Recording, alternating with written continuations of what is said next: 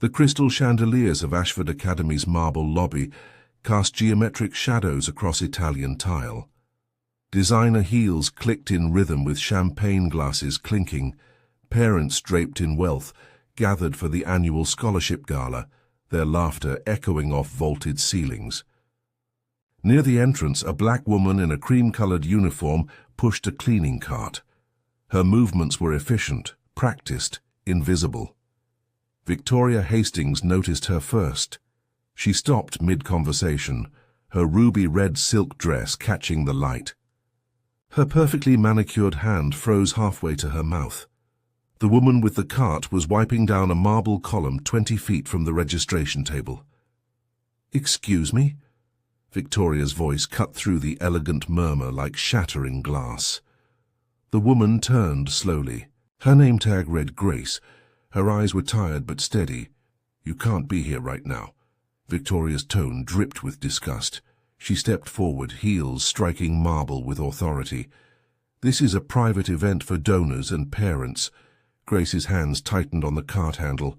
"I was asked to finish the entrance hall before—" "I don't care what you were asked." Victoria's voice rose. Heads turned. Conversations died. "Look around you. Does it seem appropriate for the help to be visible during our gala?" The crowd formed a loose semicircle. Some looked uncomfortable. Most stayed silent. Security guards near the door shifted but didn't intervene. Grace stood frozen, her cart between her and Victoria like a shield. Her supervisor was nowhere to be seen. The lobby held 300 people. Not one spoke in her defense. Victoria smiled coldly. "Know your place." 6 hours earlier, Grace Bennett's alarm had gone off at 5 a.m. Her studio apartment in the Riverside district was small but immaculate. Photographs covered one wall. Her, daughter Lily in academic robes, Lily holding debate trophies, Lily smiling at her 8th grade graduation. A worn Bible sat on the nightstand beside a stack of library books about sociology and education reform. Grace had studied sociology once, before everything changed. She made coffee in the tiny kitchen, staring out at the grey morning. Ashford Academy rose in the distance, its Gothic spires piercing fog. Her daughter was inside those walls right now, sleeping in the scholarship dormitory.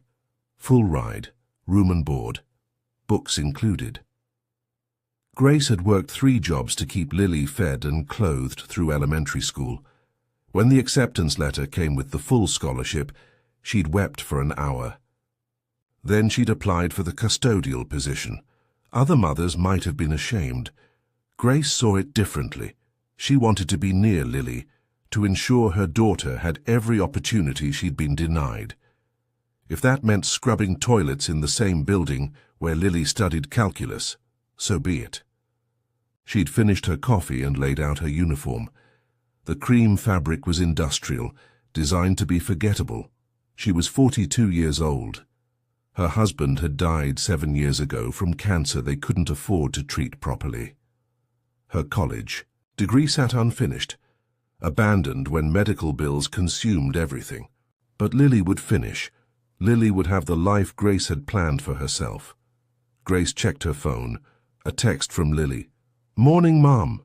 Quiz today. Love you." She smiled. At Ashford, they existed in separate worlds. Lily upstairs with the wealthy students. Grace downstairs with the mops and industrial cleaners. It was worth it. Every condescending look, every time someone walked past her like she was furniture, worth it. She locked her apartment and headed to the bus stop. The scholarship gala was tonight.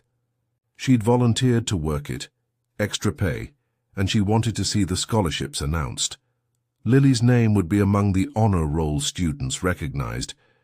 Grace didn't know Victoria Hastings would be there. Not yet. Victoria circled Grace like a predator assessing prey. The crowd pressed closer, sensing blood. "How exactly did you get hired here?" Victoria's eyes narrowed. "Ashford has standards. We trust you in our halls, around our children." Grace's supervisor still hadn't appeared. The service entrance was 50 feet away. She could retreat, disappear into the back corridors where people like her belonged. But something in Victoria's voice, the performative cruelty, the pleasure she took in humiliation, rooted Grace in place. "I applied," Grace said quietly. "I was hired through proper channels." "Proper channels," Victoria laughed, a sharp sound that made several onlookers flinch. "Do you have any idea what we pay for our children to attend this institution? 60,000 a year, per child." She turned to the crowd, playing to them now. "And we're supposed to trust our valuables, our children's safety, to someone we know nothing about." A man in a charcoal suit, Victoria's husband, stepped forward. "Victoria, maybe we should—" "Don't." She silenced him with a look. "I'm not the only one thinking it. Someone needs to say what everyone's too polite to mention." Grace felt heat crawling up her neck. Her hands trembled on the cart. She thought of Lily upstairs in the library, studying for tomorrow's quiz, unaware her mother was being dissected in the lobby. "I'm good at my job," Grace said. Her voice was steady despite the trembling in her core. "I've never given anyone cause for complaint." "Complaint?" Victoria's smile turned vicious. "You're standing here during our gala. That's complaint enough." Then she said the words that changed everything. "Although I suppose I shouldn't be surprised. Your daughter's here on charity too, isn't she? Lily Bennett, full scholarship." Victoria's lip curled. "Taking a spot that could have gone to someone who actually belongs here." The air left the room. Grace's eyes, which had stayed downcast through the entire exchange, lifted slowly. They met Victoria's directly. Something in Grace's expression made Victoria step back. "My daughter," Grace said softly, "earned every bit of that scholarship." The words hung in the marble lobby like a blade. Victoria recovered quickly, but the crowd had shifted. Some parents looked uncomfortable now. A woman in emerald green whispered to her companion. Security finally moved closer, unsure who they were protecting. Victoria opened her mouth to respond, but a door at the far end of the lobby opened. Dr. Eleanor Okafor emerged, her cobalt blue blazer crisp, her expression unreadable. The crowd parted for her automatically. She looked at Victoria, then at Grace, then at the abandoned cleaning cart and the 300 witnesses. "Mrs. Hastings," she said calmly, "my office now." Victoria's face flushed. "I was simply addressing an inappropriate now." The single word carried the weight of authority that couldn't be challenged. Victoria shot Grace a look of pure venom, then turned on her heel and followed the principal. Grace stood alone in the lobby, 300 people staring at her. Her cart handle was slick with sweat.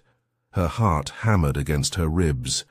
A janitor, Marcus, who'd worked at Ashford for 15 years, approached quietly. He took the cart handle. "I got this," he said gently. "You go take a break." Grace nodded. She walked toward the service hallway on legs that felt disconnected from her body.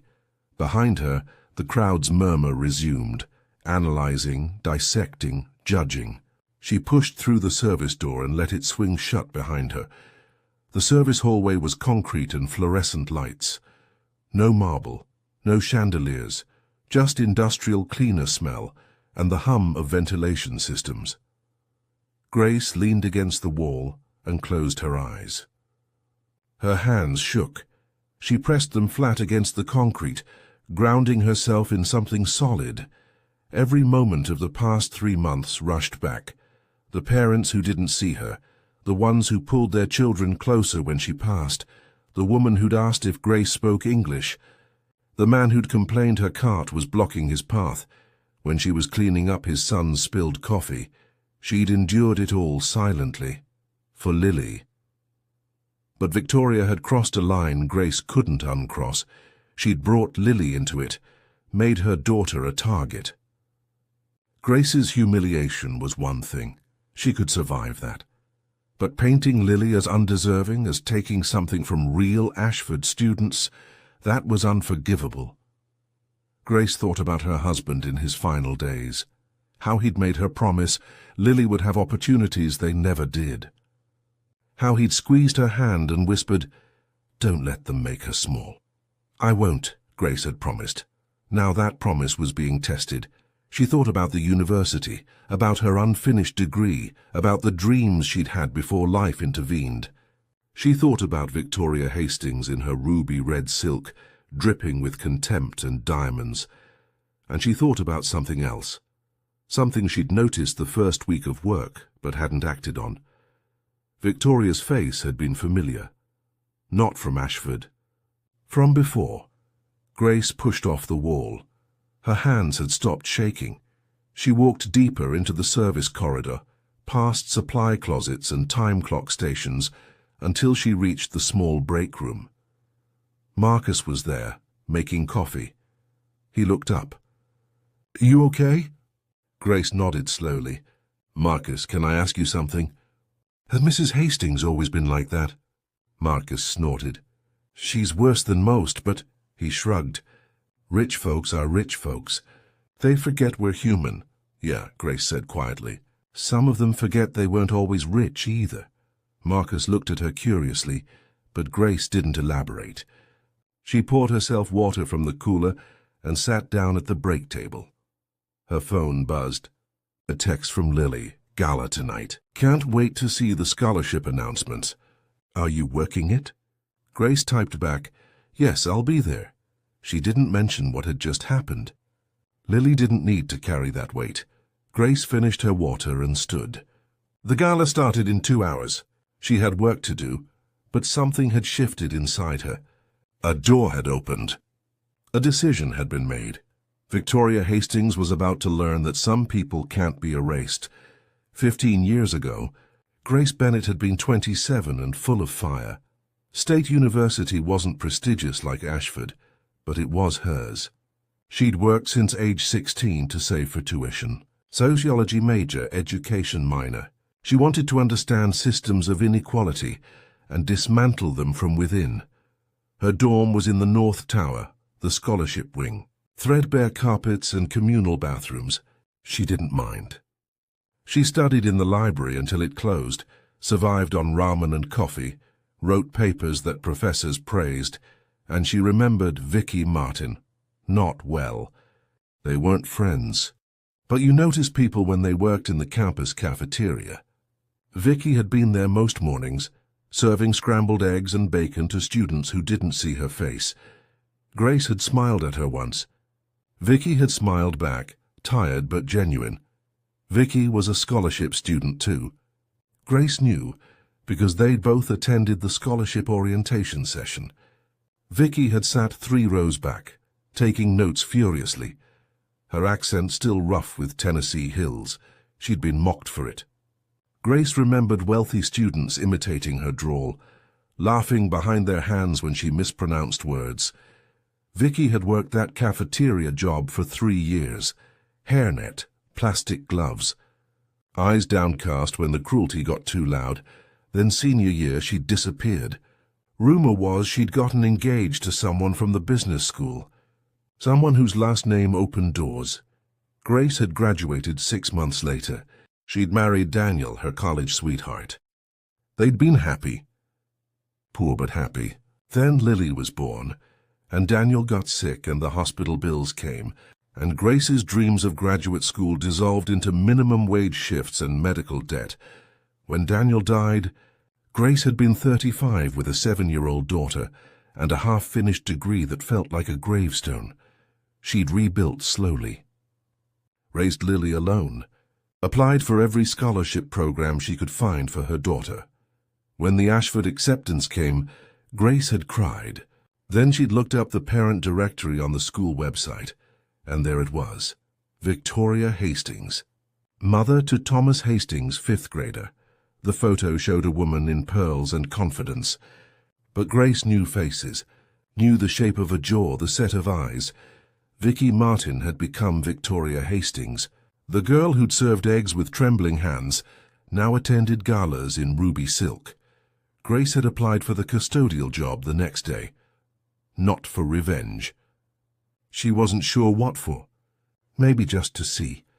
To understand how someone who'd lived through humiliation could so easily inflict it on others. Now sitting in the break room, Grace understood perfectly. Victoria hadn't just left her past behind. She'd cremated it, buried the ashes, built a new identity on money and amnesia, and anyone who reminded her of who she used to be, anyone like Grace, was a threat that had to be eliminated. Grace stood, adjusted her uniform, checked the time. The gala started in 90 minutes. Dr. Okafor had summoned Victoria to her office. Grace wondered what was being said behind that closed door. She wondered if the principal had figured it out too. Her phone buzzed again. This time not Lily, a text from an unknown number. "Miss Bennett, this is Dr. Okafor's assistant. The principal would like to see you in her office immediately." Grace's heart kicked against her ribs. She was being fired. Victoria had won. She texted back, "On my way." Marcus looked up as she left the break room. "Grace, you all right?" "I don't know yet," she said honestly. She walked through the service corridors toward the administrative wing. Each step felt like walking toward a cliff edge, but she'd promised Daniel. She'd promised Lily. She wouldn't make herself small. Dr. Eleanor Okafor's office was oak and leather, walls lined with degrees and photographs. Harvard, Oxford, a doctorate in education policy, 30 years fighting systems that resisted change. She was the first black woman to lead Ashford in its 127-year history. She hadn't gotten there by ignoring injustice. When Grace entered, Victoria was already gone. The air still hummed with recently departed fury. "Sit," Dr. Okafor said. Not unkindly, Grace sat. Her uniform felt suddenly shabby against the leather chair. Dr. Okafor studied her for a long moment. Then she slid a photograph across the desk.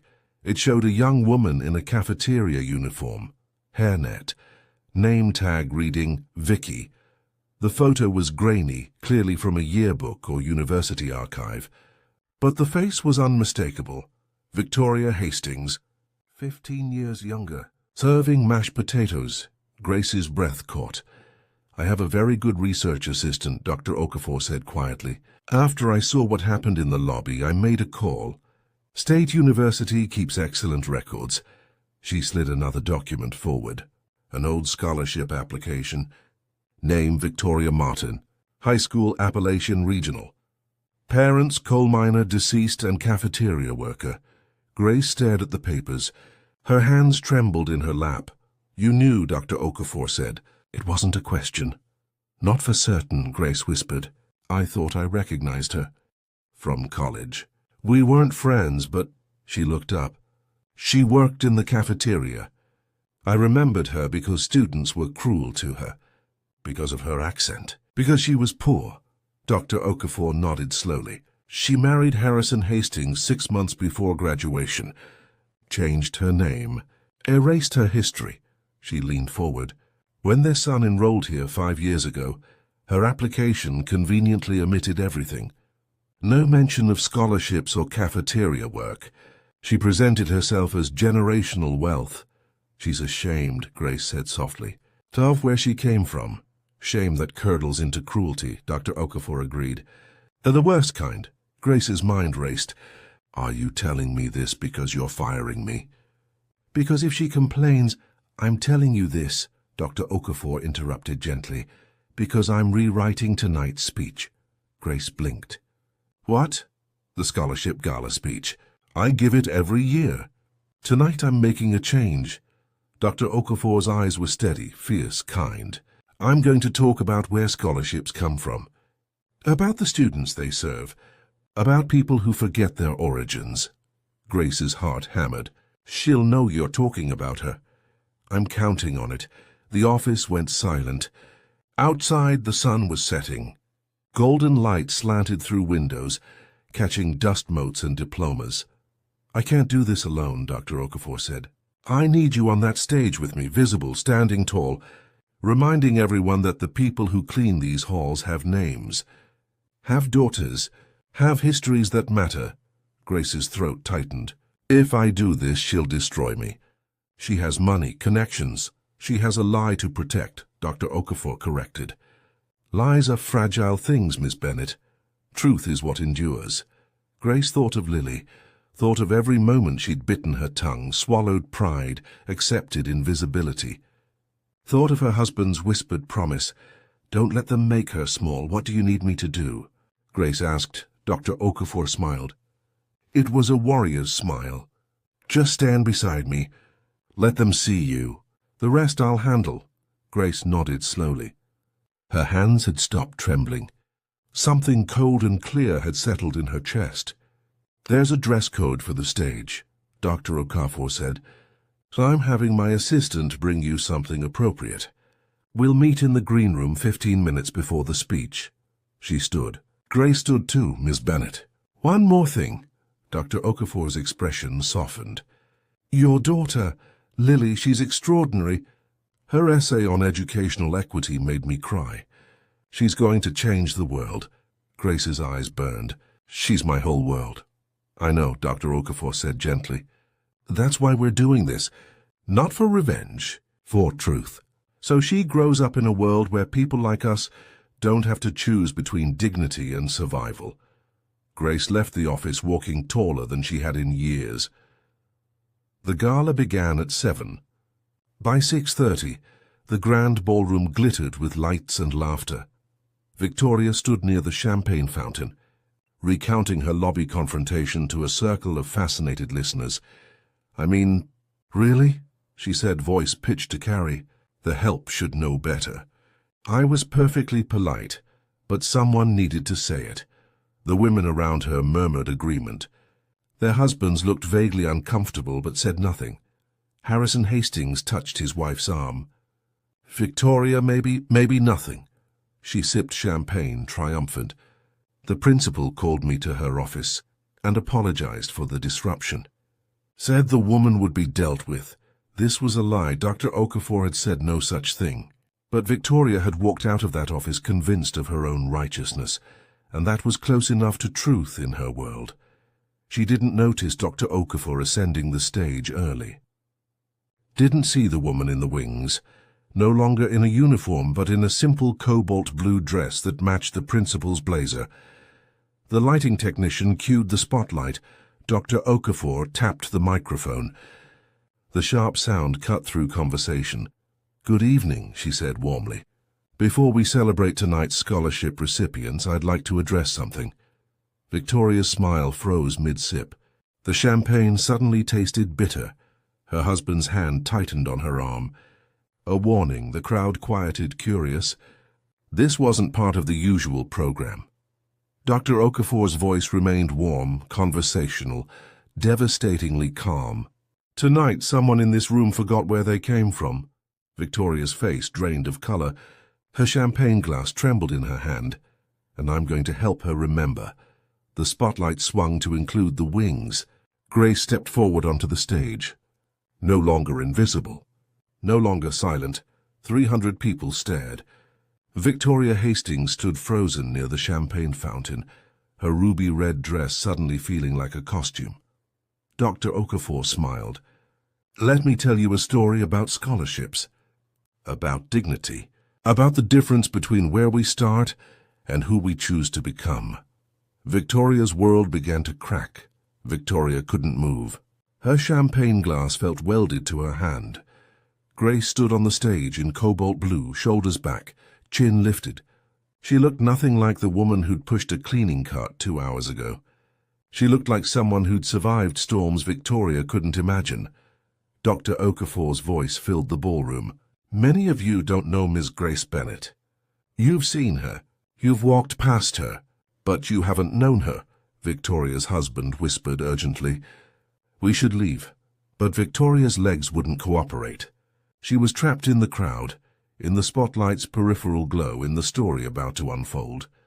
"Grace has worked at Ashford for 3 months," Dr. Okafor continued. "She cleans our halls, empties our trash, makes our school beautiful. And every day she does it with dignity." The crowd murmured. Some parents glanced around looking for exits. But tonight someone in this room told Grace she didn't belong here, called her presence inappropriate. questioned her integrity. Dr. Okafor's tone remained gentle, but something steel-edged lived beneath it, and worse, attacked her daughter, a scholarship student who earned every bit of her place at this institution. Victoria's face burned. She wanted to speak, to defend herself, but her mouth had gone dry. "Here's what's interesting about forgetting where you come from," Dr. Okafor said. "It makes you cruel in very specific ways. You attack in others what you fear most in yourself." The ballroom had gone completely silent. Even the catering staff stood frozen. Victoria felt 300 pairs of eyes trying not to look at her directly. The whispers would start soon. She could feel them gathering like storm clouds. Her carefully constructed world, the one built on Harrison's last name and erased history, was cracking. Grace stood silent on the stage. She wasn't smiling, wasn't crying, just standing, present, real, undeniable. Victoria's champagne glass slipped from her fingers. It shattered on marble, the sound explosive in the silence. Everyone turned. Dr. Okafor paused, waited. Victoria turned and walked. Not toward the exit. Her body wouldn't cooperate that far, but toward the hallway leading to the restrooms. Her heels clicked too loud, too desperate. Harrison followed, face grim. Behind her, Dr. Okafor's voice resumed. "Let me tell you about the students our scholarships serve." Victoria pushed through the restroom door. The marble sanctuary was empty. She gripped the sink, staring at her reflection. The woman in ruby-red silk stared back. But beneath the makeup and jewelry, Victoria saw someone else. A girl in a hairnet. A girl whose hands smelled like industrial cleaner and desperation. She'd spent 15 years burying that girl. One speech was unburying her. Harrison entered. "The women's restroom be damned. We're leaving. Now." "She knows," Victoria whispered. "The principal. She knows everything." "Knows what?" Victoria met her husband's eyes in the mirror. He looked genuinely confused. Of course he was. She'd never told him.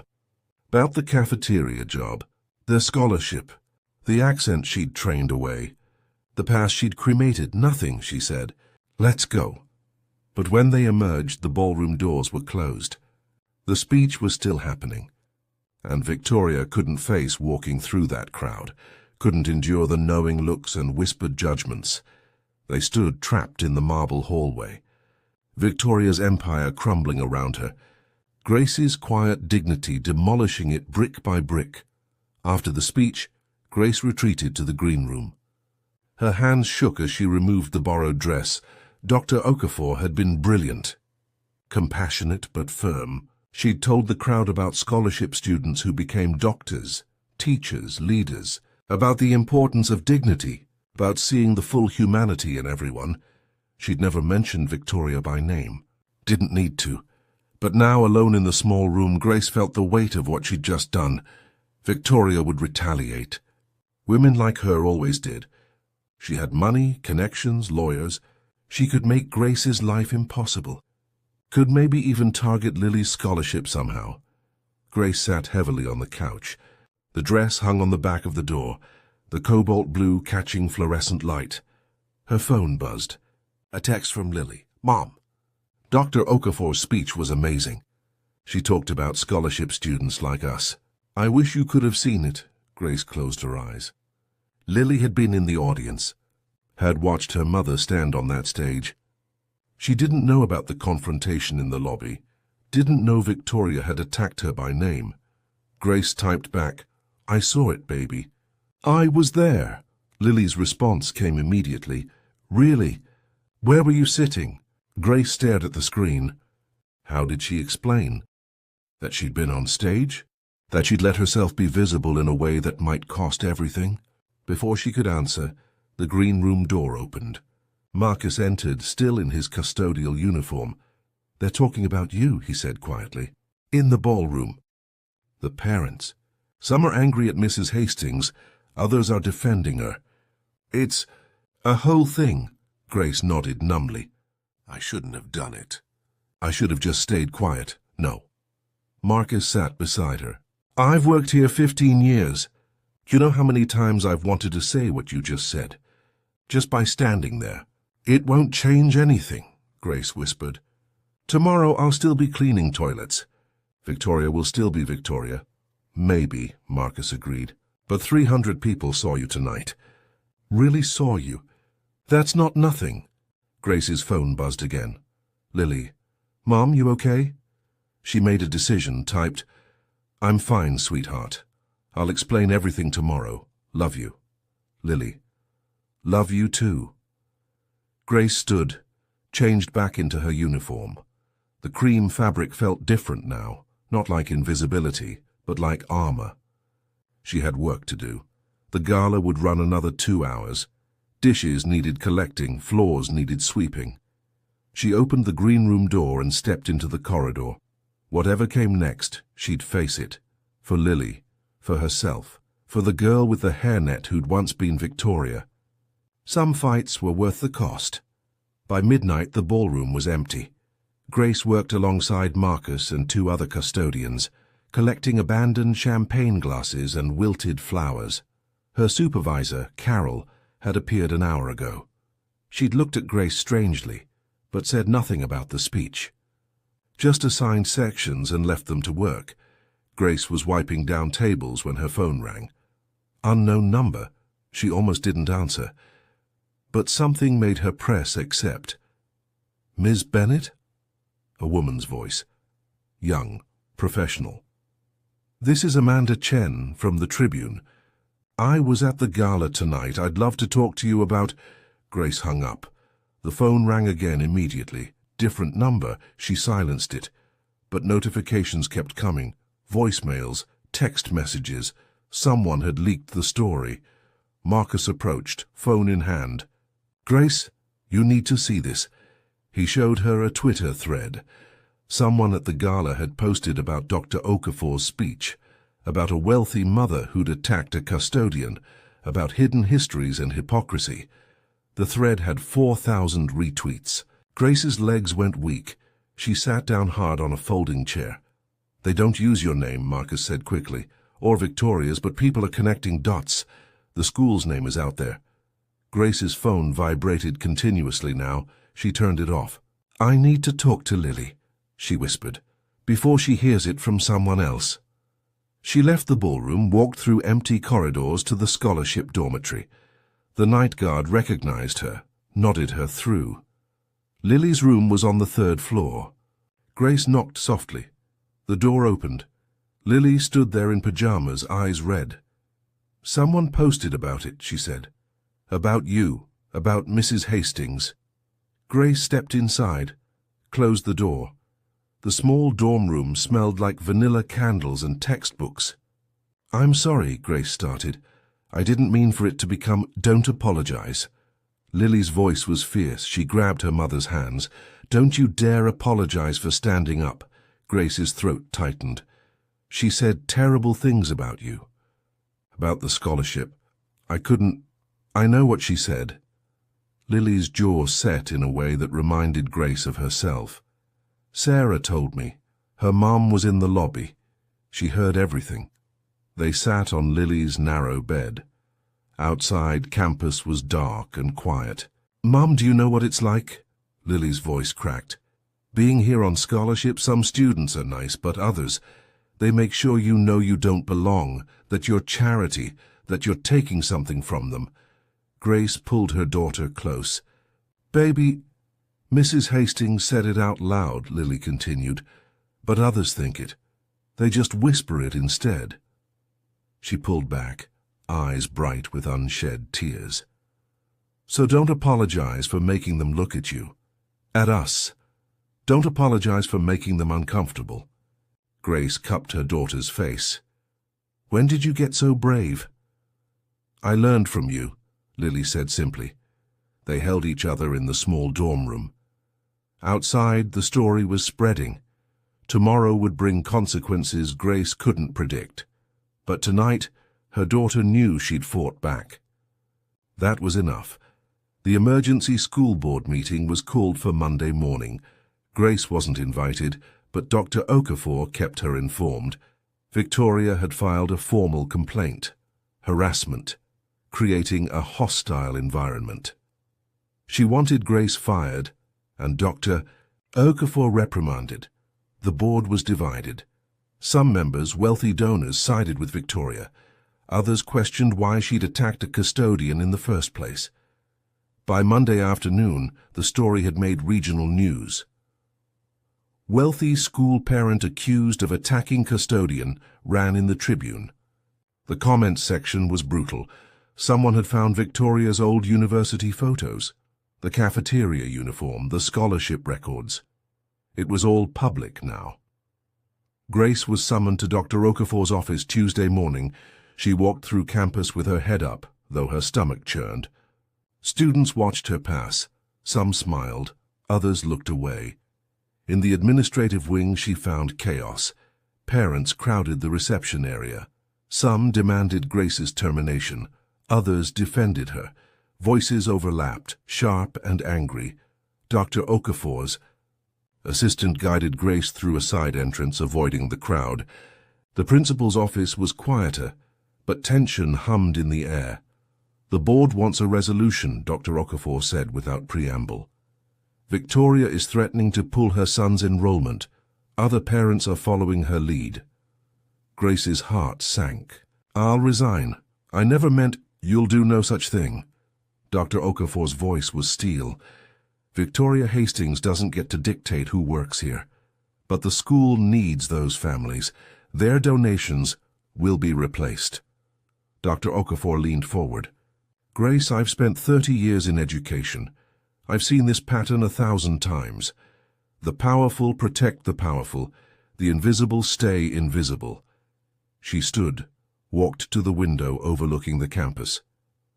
"But sometimes, rarely, there's a moment when truth matters more than money. When doing the right thing costs everything and you do it anyway." Grace's throat tightened. "What are you saying?" "I'm saying the board meets in 1 hour. You're going to be there. So is Victoria, and we're going to settle this the right way."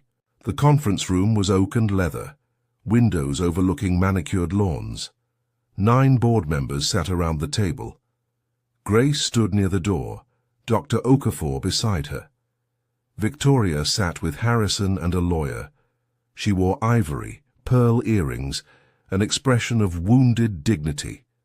"Let's begin," the board chairman said.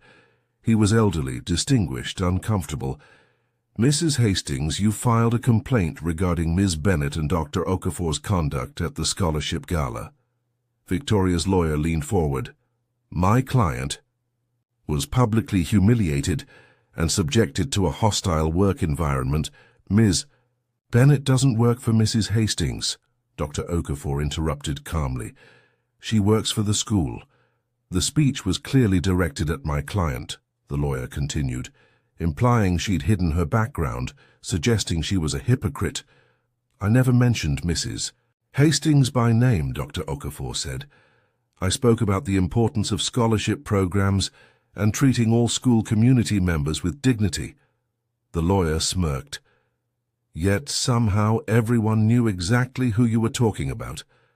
"Perhaps," a board member interjected quietly, "Mrs. Rodriguez, a former scholarship student herself.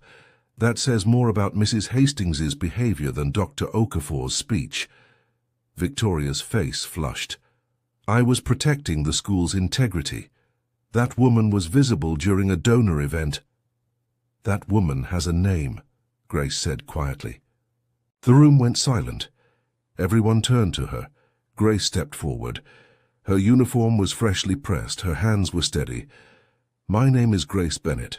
I've worked here for 3 months. I've cleaned your halls, your offices, your restrooms. I've never stolen, never complained, never been anything but professional." Victoria's lawyer started to speak, but Grace continued. "Mrs. Hastings attacked me in the lobby. She questioned my integrity, my job, my daughter's scholarship. She did it in front of 300 people. No one stopped her. No one defended me, until Dr. Okafor." She met Victoria's eyes directly. "I know who you used to be, Victoria. We went to the same university. You worked in the cafeteria. You wore a hairnet and served eggs.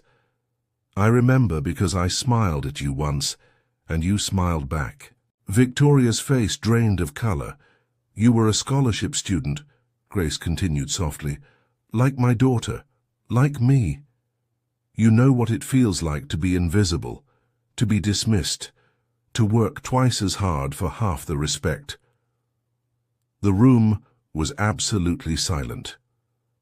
So when you attacked my daughter's scholarship, called it charity wasted on people who don't belong here, Grace's voice remained steady. You weren't just attacking us.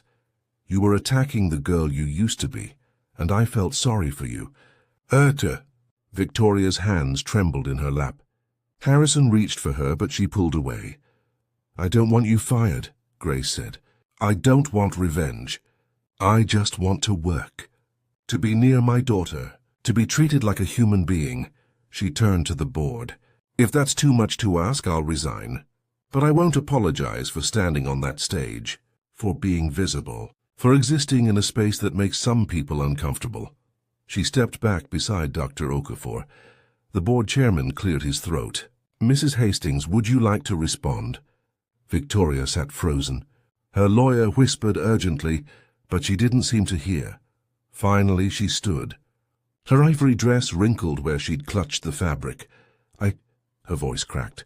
She tried again. I don't know what you want me to say. The truth might be a good start, Mrs. Rodriguez said gently. Victoria's eyes filled with tears. She looked at Grace, at the board, at her husband, at the life she'd built on silence and erasure. I was ashamed, she whispered, of where I came from, of who I was. The confession hung in the air like smoke.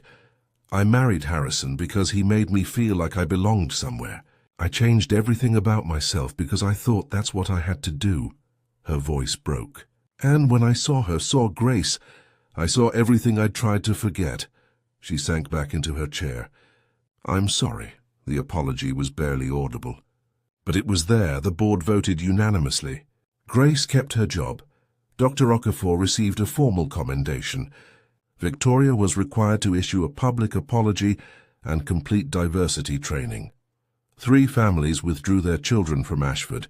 7 new scholarship applications came in that week, funded by donors who'd read about the incident. Grace returned to work the following Monday. The halls felt different now. Students nodded to her. Teachers said good morning by name. She was no longer invisible.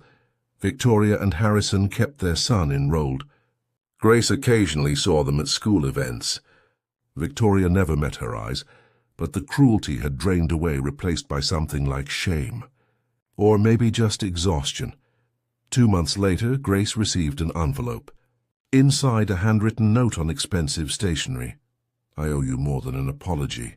You reminded me of something I'd forgotten, that erasing yourself doesn't make you strong. It just makes you hollow. Thank you for that, even though it cost me everything to remember. Victoria. Grace folded the note carefully. She didn't respond. Some things didn't need responses. Lily thrived. She made honor roll, joined debate team, stopped hiding that her mother worked at the school. She introduced Grace to her friends, walked with her across campus, proud instead of ashamed. One afternoon, Grace was cleaning the administrative wing when Dr. Okafor found her. Grace. A moment. In her office, Dr. Okafor gestured to a chair. I have a proposal. The school is creating a new position, community liaison, someone to bridge the gap between faculty, staff, and families, particularly scholarship families. Grace blinked. You want me to apply? I want you to take it. Salary increase benefits your own office. Dr. Okafor smiled. You've already been doing the work, showing people what dignity looks like. Let's make it official. Grace's eyes burned. I don't have a degree. I never finished. You have something better. You have lived experience, wisdom, courage. Dr. Okafor leaned forward. Take the job, Grace. Show Lily that standing up leads somewhere. Grace took the job. 6 months later, Grace stood in her new office.